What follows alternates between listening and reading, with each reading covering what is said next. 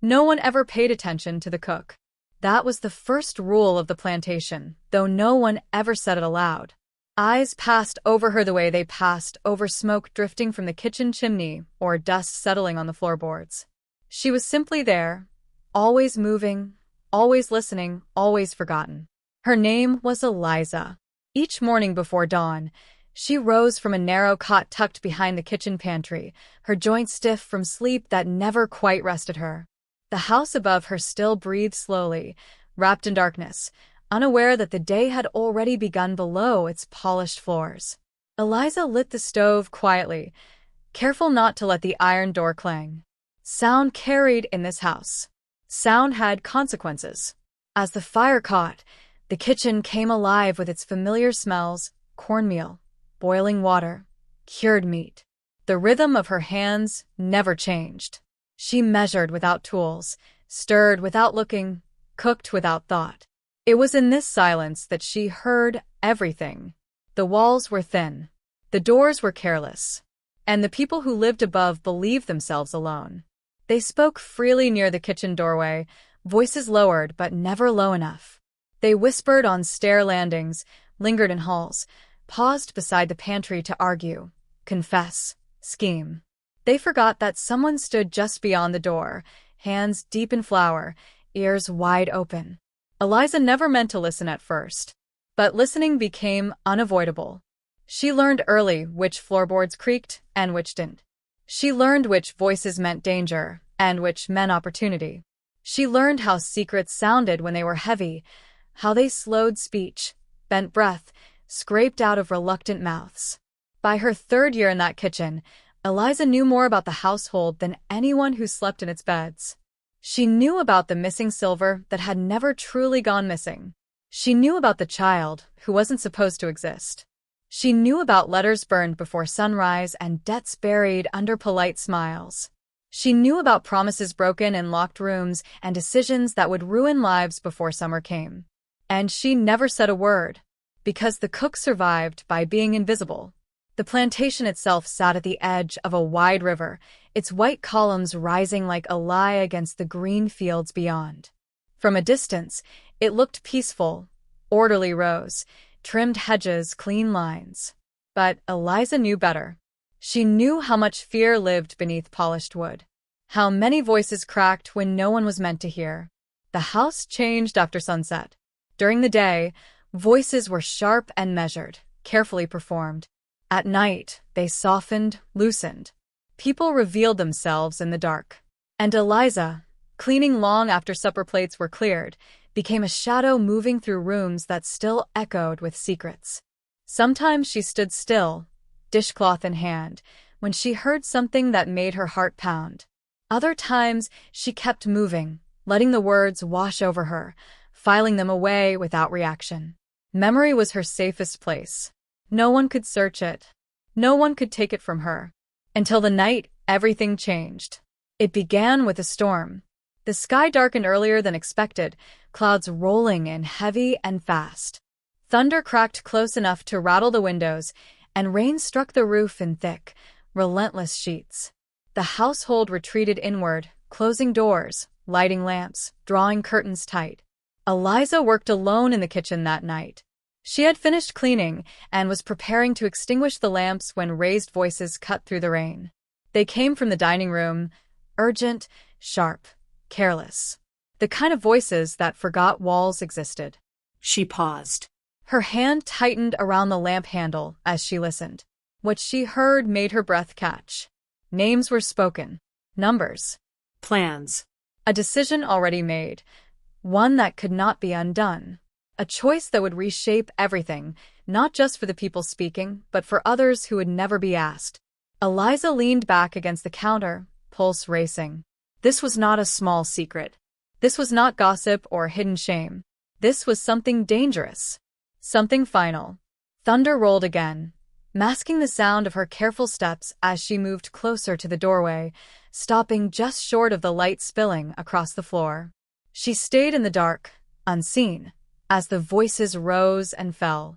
When it was over, when the room fell silent again, Eliza remained where she was, heart pounding so loudly she feared it could be heard.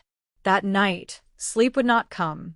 She lay on her cot staring at the ceiling, replaying every word she had heard. Each sentence pressed heavier than the last. For the first time, her memory felt like a burden instead of protection. Because now she understood something she had never allowed herself to consider before. Secrets could disappear. Voices could deny. People could lie. But written words endured. Before dawn, Eliza rose again. She did not light the stove. Instead, she reached beneath the loose floorboard beside her cot and pulled out a small, worn notebook. Its pages were yellowed, its spine cracked. She had kept it hidden for years, and used, waiting for a reason she had never fully understood. Now she did. With shaking hands, she opened to the first blank page. And for the first time in her life, Eliza began to write. The pencil felt heavier than it should have. Eliza held it between her fingers, hovering above the page, her hand trembling not from age or cold, but from something deeper, something she had never allowed herself to feel before. Power. Not the kind shouted from balconies or signed into documents, but the quiet, dangerous kind that came from knowing the truth when others believed it buried. She stared at the blank page for a long moment, listening to the early morning sounds of the plantation waking. Footsteps above. A door creaking open. Someone coughing in the distance. Life continuing, unaware that something irreversible had already begun. Eliza knew she had to be careful. Writing everything at once would be reckless. Writing names too quickly could doom her if the book were ever found. So she began the only way she knew how, slowly, deliberately, like cooking a meal meant to last. She started with dates. Not full ones. Just seasons. Storm nights. Harvest weeks. Mornings when the house felt tense for reasons no one explained. She wrote them in the margins, small and neat, creating a framework only she could understand. Then she wrote places. The dining room. The east hallway. The pantry door that never quite shut. The guest room upstairs where voices always dropped too low. She described where she stood when she heard each whisper, what she was holding, what the air smelled like. These details mattered. They anchored the words to reality. Only after that did she write what was said. She didn't copy the conversations word for word, not yet. Instead, she summarized them carefully, like someone cataloging dangerous goods. This was discussed. That was decided. This person agreed. That person objected, briefly. Her handwriting remained steady, but her heart did not. Every sentence felt like crossing a line she could never uncross. As the sun crept higher, Eliza filled page after page, stopping only when she heard footsteps approaching the kitchen. She slid the notebook back beneath the floorboard just as the door opened and the day's first voice called her name. She worked through the morning as she always had. She cooked. She cleaned. She listened. But something had changed. Now, every whisper felt sharper, clearer, as if her ears had adjusted to a new frequency. She caught things she might have missed before, hesitations, coded phrases, glances exchanged when words failed. She began to recognize patterns. Certain people only spoke freely at certain hours.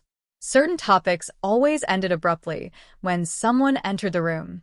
And that night, when the house settled again, she wrote more. She began assigning symbols.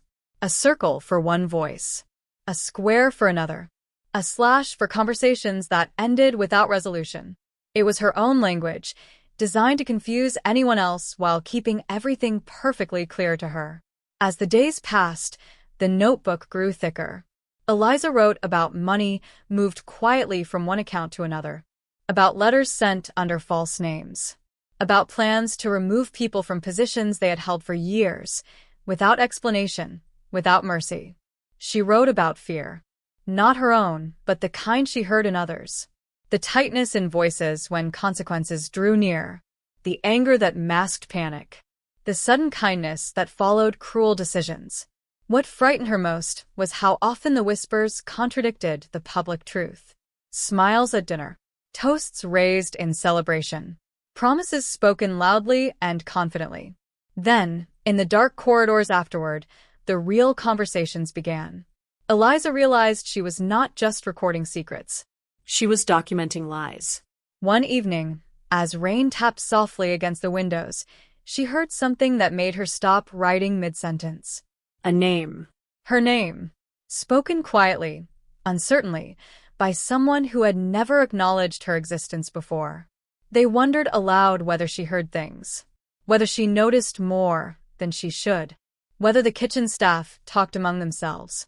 Eliza closed the notebook slowly, her breath shallow. For the first time, she understood the true risk of what she was doing. The plantation had always been dangerous, but now the danger had direction. If even a suspicion took root, it would not matter what was true. It would matter what was convenient. That night, she moved the notebook to a new hiding place, inside a hollowed-out beam beneath the stairs, wrapped in cloth to protect it from moisture. She memorized every word she had written, just in case. And still, she continued, because once she had started, stopping felt impossible. Each secret demanded the next. Each lie exposed another. The story unfolding in her notebook was no longer a collection of moments. It was a system. A structure built on silence and sustained by people who believed no one was paying attention. Eliza paid attention. Weeks turned into months. The plantation changed subtly. Faces disappeared. New rules appeared without explanation. Tension thickened the air, even on bright days. And always, the whispers continued. Eliza wrote faster now, more confidently. Her symbols expanded. Her summaries grew sharper. She no longer questioned whether she should be doing this. The question had shifted. What would happen when the writing was finished? One night, as she closed the notebook after recording a particularly damning conversation, she realized something chilling. The truth she was collecting didn't just explain the present. It predicted the future. And if her understanding was correct, something terrible was coming, something no one else seemed willing to stop. Eliza blew out the lamp and lay awake in the darkness, the weight of the notebook pressing on her thoughts. She had started this to remember. Now she feared she was remembering too much. There was a moment. Eliza could never later say exactly when it happened, when the whispers stopped feeling random. At first, they had arrived like scattered drops of rain. Separate conversations. Unrelated secrets. Pieces that didn't quite touch. But as the weeks passed, something shifted. The fragments began to lean toward one another, drawn by a gravity she hadn't noticed before. Eliza noticed because she was the only one holding all of them. It began with repetition. The same phrases resurfaced in different rooms, spoken by different voices. A date mentioned once in passing, then again with urgency, then again with irritation. A place referred to indirectly, the northern fields, the far end, where the river bends, always described, never named outright.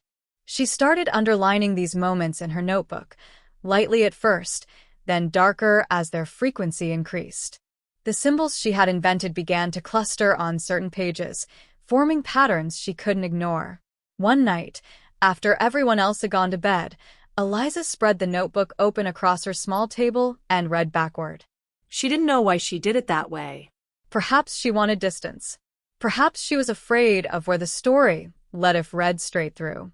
But in reverse, the shape of it emerged more clearly. What she saw made her stomach tighten.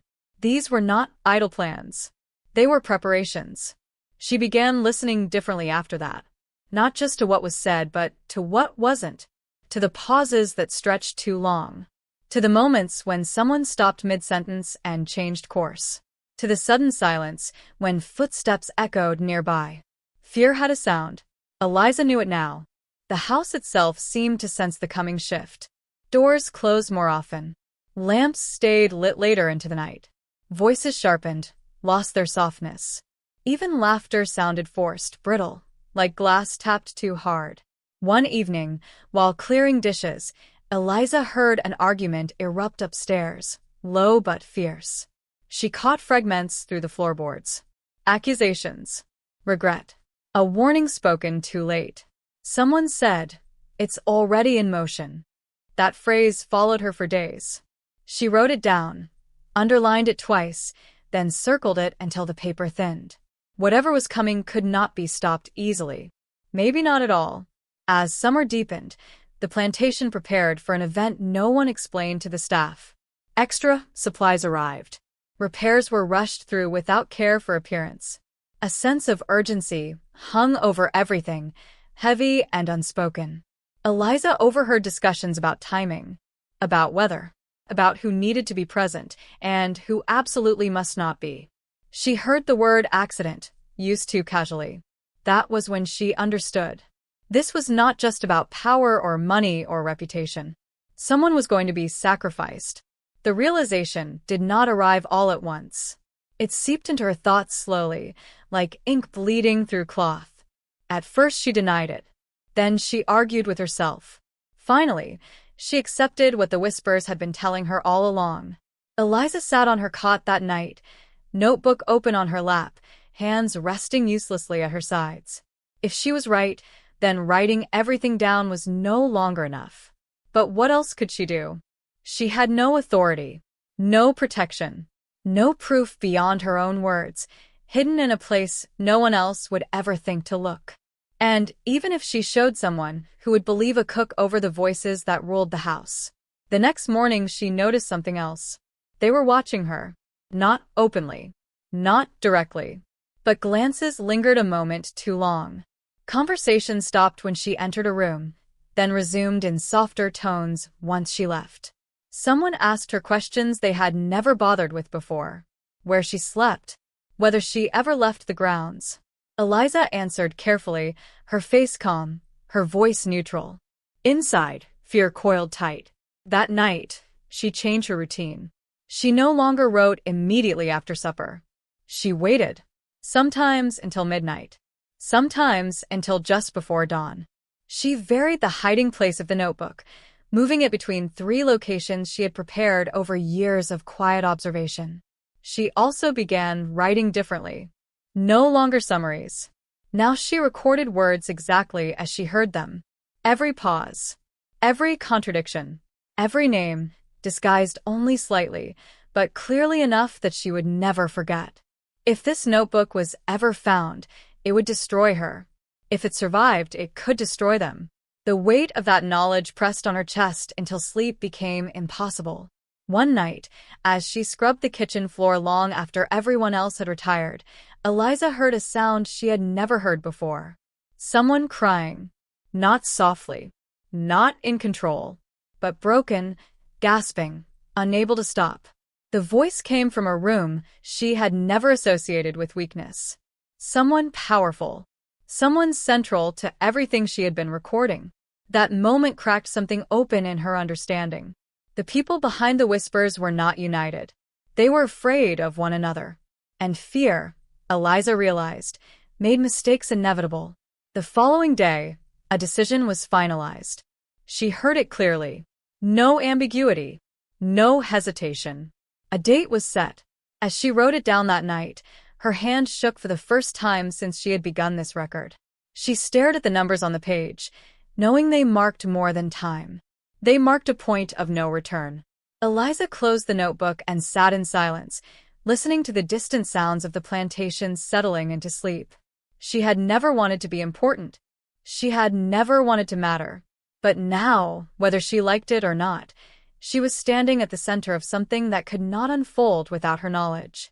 And for the first time, she wondered if the whispers had been meant for her all along. Eliza knew the house was no longer neutral. It was subtle at first. A chair left out of place. A door she swore she had locked standing slightly ajar. Small things, easily dismissed, but together they formed a pattern she had learned to recognize. The plantation was shifting, closing in on itself like a trap slowly being set. She felt it most in the silences. Where whispers once flowed freely, there were now pauses. Conversations broke off mid-thought. Words were swallowed, not finished. People waited longer before speaking, as if measuring the air itself. Eliza noticed how often eyes flicked toward doorways, how voices dropped the instant footsteps passed, including hers. She had always been invisible. Now she was uncertain. That frightened her more than open suspicion would have. The date she had written down burned in her thoughts. Every morning she woke with it pressing against her mind. Every night she fell asleep counting how many days remained. The closer it came, the more restless the house became. Tempers shortened, smiles thinned, and Eliza was given more work. Not officially. No one said anything outright, but tasks appeared that had never been hers before. Late-night cleaning in rooms she had never entered alone. Delivering trays at odd hours. Being asked to wait just outside closed doors in case something was needed. In case she heard something. She understood the game now. If she knew too much, they wanted to know how much. The notebook grew heavier with every entry. It was no longer just a record. It was a burden she carried everywhere in her body, even when it wasn't physically near her. She caught herself rehearsing explanations she would never be asked to give. She imagined footsteps approaching her hiding places, imagined hands pulling the book into the light. She imagined what would happen next. One afternoon, while scrubbing a counter near the window, Eliza saw something that stopped her breath. A carriage. Not arriving, but waiting, parked beyond the tree line, half hidden, its driver sitting motionless. It wasn't scheduled. No one mentioned visitors. And yet it remained there, hour after hour, as if patience itself were part of its purpose. That night, she heard the word contingency. She wrote it down and underlined it so hard the pencil tore the page. Eliza realized then that the coming event had layers. Plans within plans. If one thing failed, another would replace it. The people whispering believed they were prepared for every outcome. Except one. They had not planned for her. That knowledge did not bring comfort. It brought a choice. She could destroy the notebook. Burn it. Tear it apart. Scatter the pages into the fire and return to being what she had always been. A cook who heard things but remembered nothing. The house would swallow its own secrets again, and she might survive. Or she could preserve it. Hide it better. Protect it. Finish it. Ensure that if the whisper succeeded, the truth would still exist somewhere beyond their control. The choice settled into her chest like a stone. Eliza had survived by enduring, not resisting. By staying quiet, not acting. But this demanded more than silence. She thought of all the things she had written. All the moments she had witnessed, but never acknowledged. All the ways people had trusted the walls to keep them safe. Trust, she realized, was a fragile thing. Late that night, unable to sleep, Eliza rose and retrieved the notebook from its hiding place. She ran her fingers over the worn cover, tracing the cracks along its spine. It felt older than it was, as if it had aged faster under the weight of what it contained. She opened to the first page. The early entries seemed almost harmless now. Dates. Places. Half-formed suspicions. She turned page after page, watching the story grow darker, sharper, more certain. When she reached the most recent entry, the finalized date, the agreed-upon outcome, her hand stilled. She made a decision. Eliza began copying the notebook. Not all of it. Not yet. Just the most critical pages. The ones that connected everything. The ones that proved intent, not coincidence. She wrote smaller, tighter, compressing information into lines only she could decipher. She worked until her fingers cramped, until her eyes burned from lack of sleep. When she finished, she hid the copy in a place so unlikely it made her heart race just thinking about it. The original went somewhere else entirely. 2 truths. 2 chances. If one was found, perhaps the other would survive. The next day, the house felt different. Too calm. People were polite again. Voices softened. Smiles returned, carefully arranged. The tension that had built for weeks seemed to ease, as if a decision had brought relief. That frightened Eliza more than anything else, because relief meant commitment. That evening, someone spoke to her directly in a way they never had before. Asked if she was well, if she felt safe, if she needed anything. The words were kind. The tone was not. Eliza thanked them and lowered her eyes, playing her role perfectly. Inside, her thoughts raced. They were checking. Time was running out. As she lay on her cot that night, the plantation settling into its familiar creaks and sighs around her, Eliza understood something with chilling clarity. No matter what she chose now, she would not return to who she had been. The whispers had changed her. And soon, very soon, they would demand an answer. The first sign was the schedule. It appeared on the kitchen table one morning, folded neatly, written in a hand Eliza recognized but had never seen applied to something so ordinary. Tasks reassigned. Hours shifted. Deliveries rerouted. On the surface, it looked like preparation for a busy week. To Eliza, it looked like choreography. Every movement now had intention. She studied the paper carefully, committing it to memory before folding it back into place exactly as she had found it. Her name appeared more often than usual. Not enough to raise suspicion, but enough to ensure she would be in specific places at specific times. Close enough to hear. Close enough to see. They wanted her nearby. As the days counted down, the plantation began to feel like a stage set just before the curtain rose. Repairs that had been rushed were suddenly perfected. Paths were cleared. Locks were checked and rechecked. Even the servants' quarters were inspected more closely than usual, under the guise of order. Order was always the excuse. Eliza kept her head down and her hands busy. She listened, as she always had, but now she listened with a different kind of urgency. Every whisper felt like a thread being pulled tighter. She heard instructions given in fragments. Names assigned roles, without explanation. Someone practiced a story aloud, repeating it until it sounded natural, believable. Someone else corrected them gently, reminding them to keep details vague. The lie was being rehearsed. One evening, Eliza was asked to bring tea to a room she had only ever cleaned, never entered while occupied. The request was casual, almost careless, but her instincts flared immediately. She moved slowly, deliberately, listening to the rhythm of voices behind the door before she knocked. When she entered, the room fell silent for half a breath too long. She placed the tray down, eyes lowered, hands steady. And then she heard it. A full outline. Not whispered this time, but spoken in low, confident tones by someone who believed the moment was secure. The timing, the sequence. What would happen first, what would happen after. Where people would be standing. Who would be shocked. Who would discover the outcome. Eliza absorbed every word without reacting. When she left the room, her legs felt unsteady, but she did not slow her pace. She returned to the kitchen and continued working as if nothing had changed. Inside, everything had. This was no longer a vague future. It was a script already memorized by those who intended to perform it. That night, Eliza wrote until her fingers ached. She documented the plan in precise detail, matching voices to actions, actions to locations. She noted contradictions, small ones, but important. If the story was ever questioned, these cracks would matter.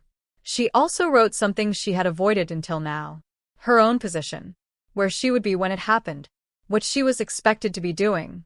How close she would be to the moment that changed everything. The realization sent a chill through her. She was not just a witness. She was part of the design. The following day, the weather shifted.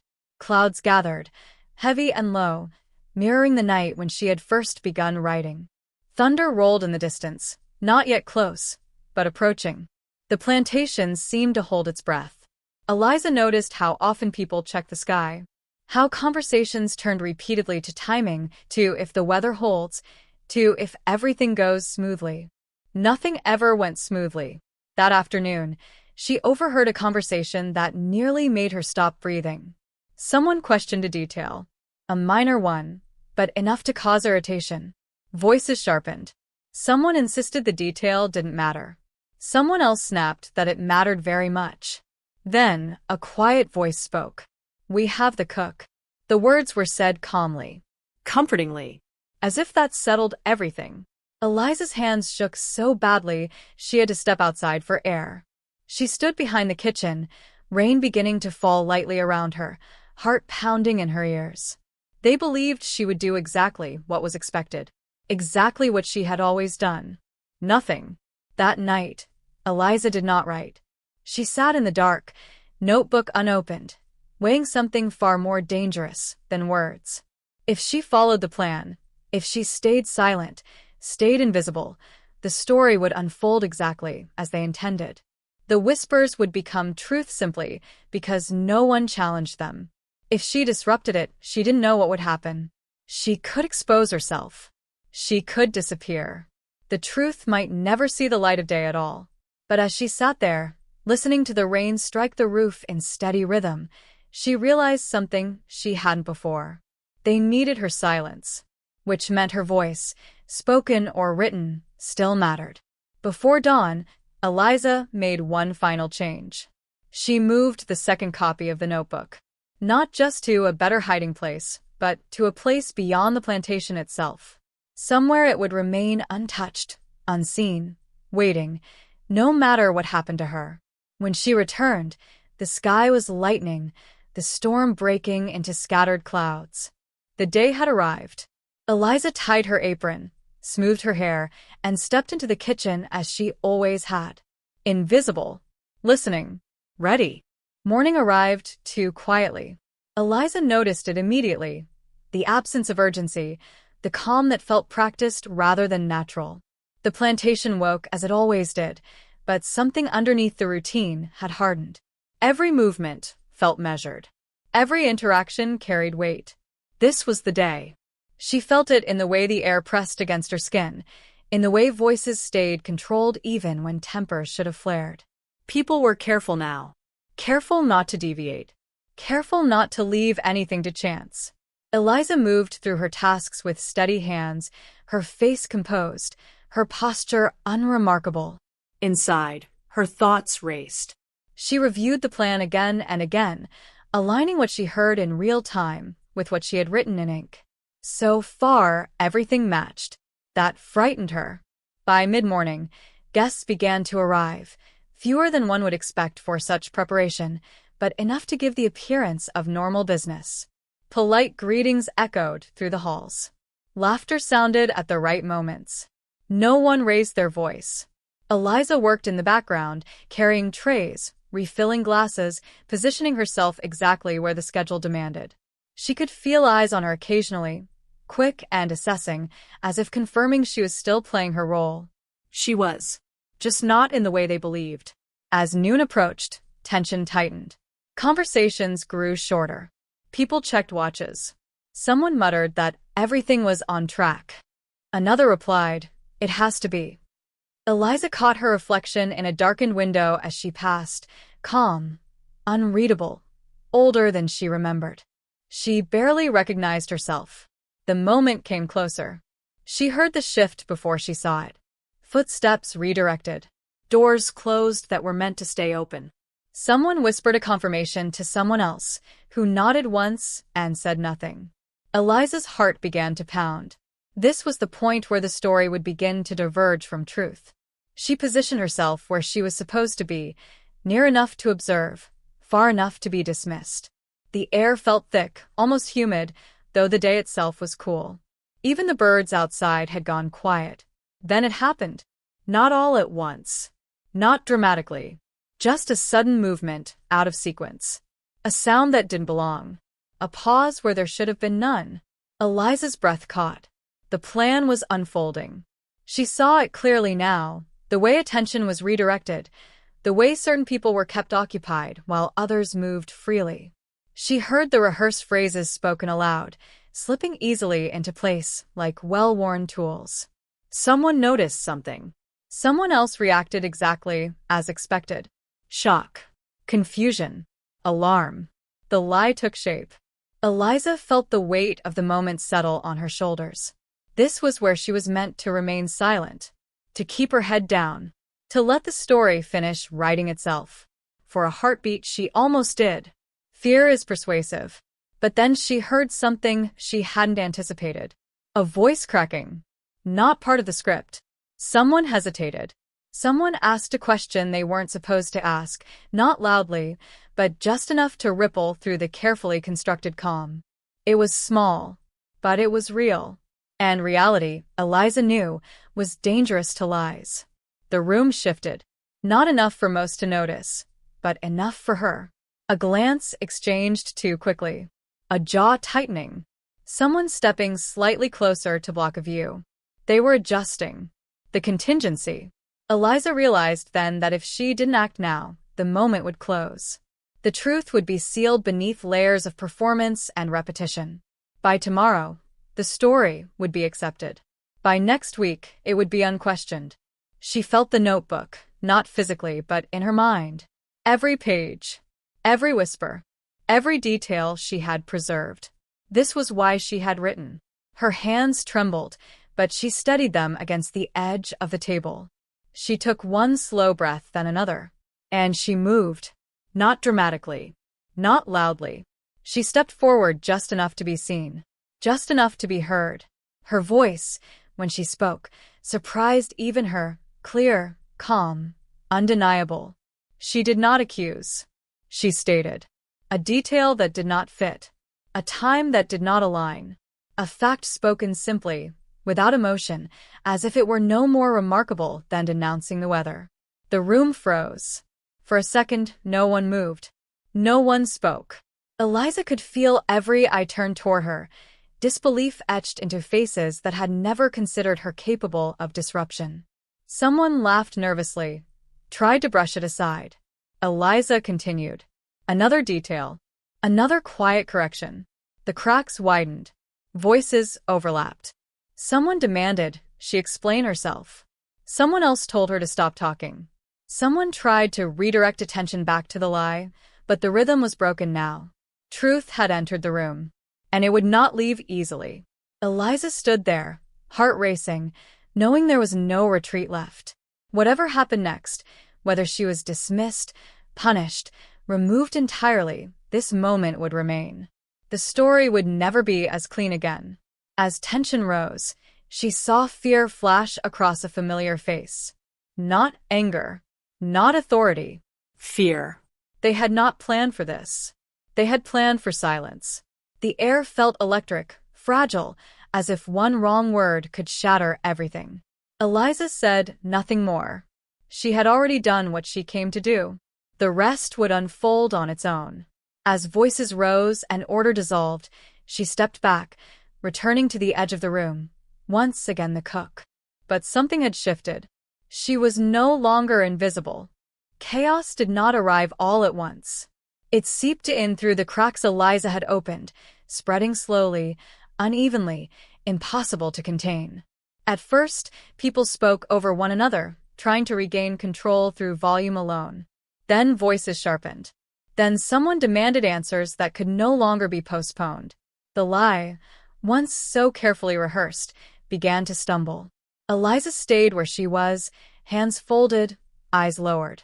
She had said what needed to be said. Anything more would only weaken it. Truth did not need repetition, it needed space. The room filled with movement. Chairs scraped back. Someone paced. Someone else stood rigid, arms crossed too tightly, eyes darting from face to face.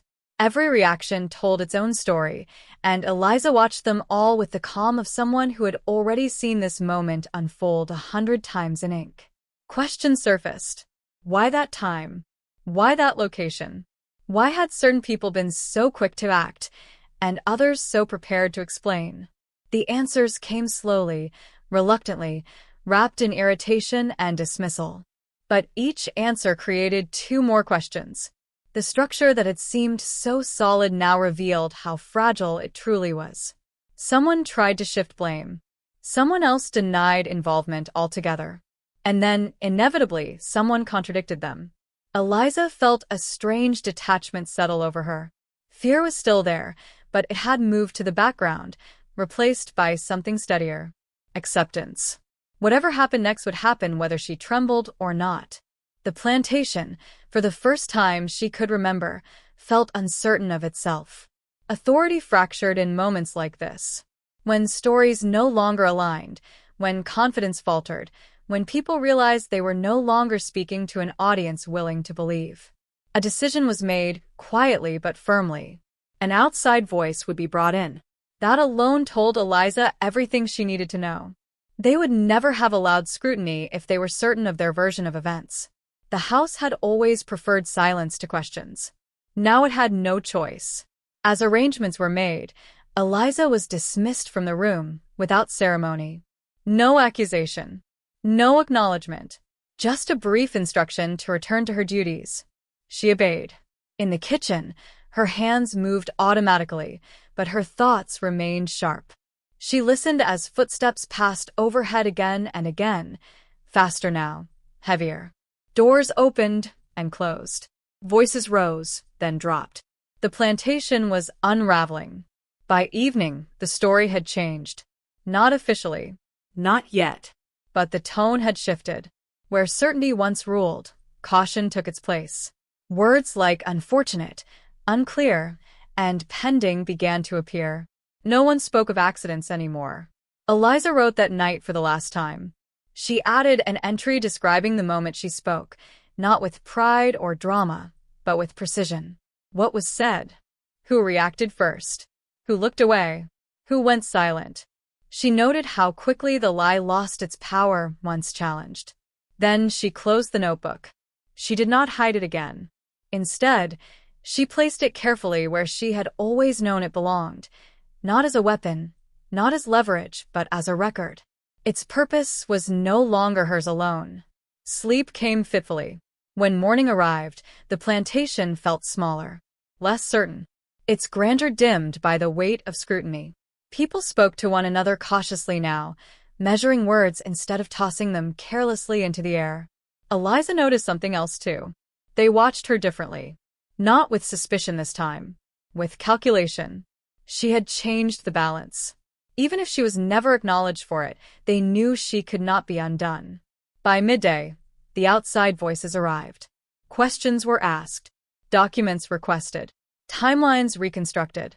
Each answer was checked against another. Each inconsistency recorded. Eliza was not called in. She didn't need to be. The truth no longer required her presence to exist. As hours passed, tension drained from the house, replaced by exhaustion. Some people looked relieved. Others looked cornered. A few looked angry, not at her, but at themselves, at one another, at the collapse of something they had believed permanent. Late that afternoon, Eliza was told she could leave early. No explanation. No thanks. Just permission. She stepped outside into the fading light and stood for a moment, breathing in air that felt cleaner than it had in years. The river moved steadily in the distance, indifferent to what had unfolded nearby. For the first time, Eliza considered a future beyond the plantation. Not immediately.